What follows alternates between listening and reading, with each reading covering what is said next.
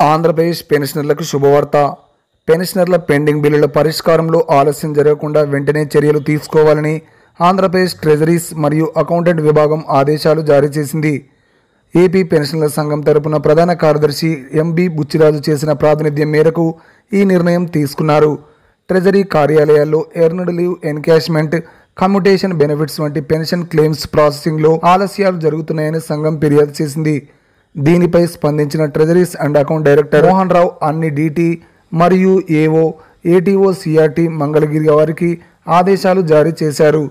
Pending బిల్లులను వెంటనే పరిశీలించి నిజమైన మరియు పాత క్లెయిమ్స్కి ప్రాధాన్యతనిచ్చి త్వరితగతిన చెల్లింపులు జరగాలని సూచించాడు.